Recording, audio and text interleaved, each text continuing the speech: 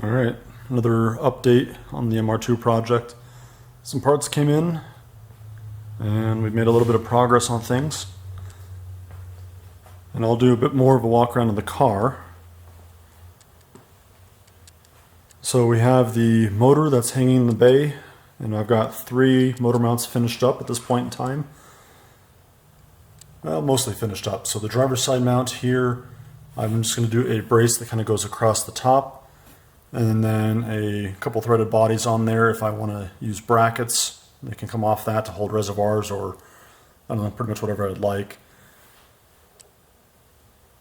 Motor mount on this side, it's not exactly the best forward thinking on my part, but I'm going to have to trim the little upper piece.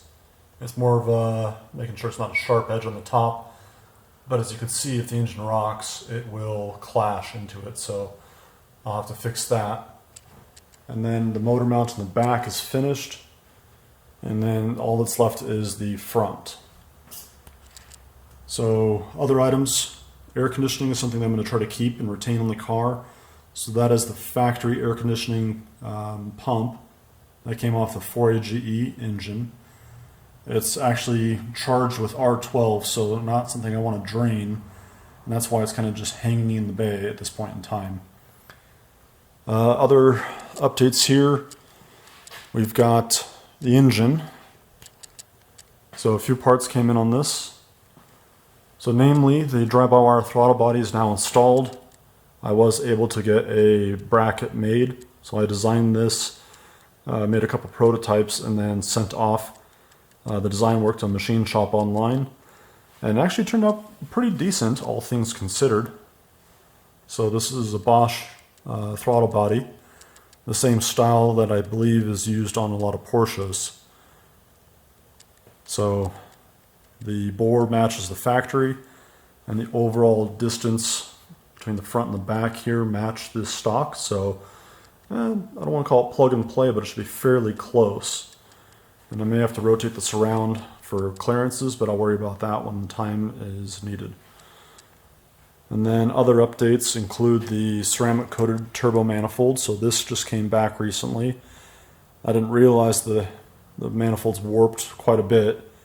It looked flat initially, but they said they had to take about 40 thou off this. So a fair bit of curvature. As a result of trying to install it briefly, I ended up pulling out this stud, and that one was starting to come out as well. So everything came back off, and there are now time certs on the head, and that should keep things more or less together. And then I've got the downpipe just bolted up, and that's pretty much it for engine updates. I know a few people are kind of wondering why I'm looking at running an aftermarket engine management. The throttle body is part of the reason for that. What I want is the safety features. Since this is something that I intend to race, I want to go ahead and use launch control, traction control, and then the strategies for the traction control. I believe that ECU can make use of the drive-by-wire throttle bodies. So we'll see if I can work on that. The other items are additional protections. So down here I've got an oil pressure sensor. If oil pressure were to drop for whatever reason, I can monitor that and either force the throttle body closed, put the engine into essentially a safe mode. Same thing for fuel pressure. We'll go around to the other side. And fuel pressure sensor. And then while I'm at it, we'll get flex fuel sensor on there, and then electronic boost control. So engine management will essentially control everything on the engine, and that should keep things more or less reliable, and I don't really have to worry too much about it once things are dialed in, which is kind of the goal of things.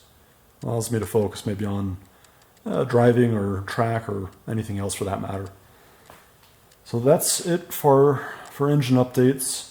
Wiring harness, I believe, is getting worked on currently, so maybe more to come in the near future on that. I'll just show off the interior briefly. So I got a couple, they're knockoff seats, but they're the what is that called, bride or brid. And then I've done a little bit of upholstery work. If anyone's really sat in the knockoff seats, the foam is absolutely terrible. So this is a little bit better, and I'm going to be reupholstering these and working on the foam again. Otherwise, it's fairly stock-ish for the dash. I've done the armrest and the shift boot. The door cards are something I've done as well. And then the headrest.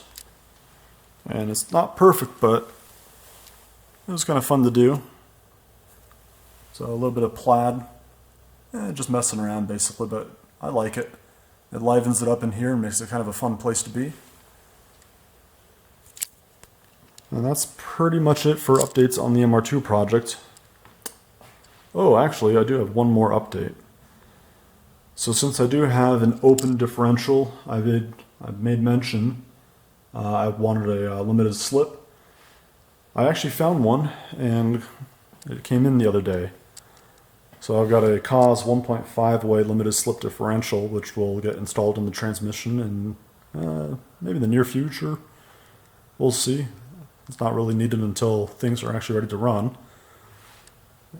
The last update, actually, I've got a set of Skyline R32 GTR wheels which will be used on the MR2. So 5x114.3, which is of course a stark contrast to the 4x100,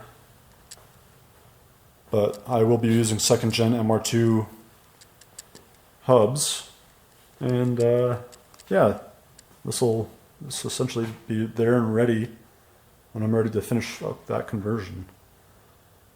And that's all I've got for updates at this point in time.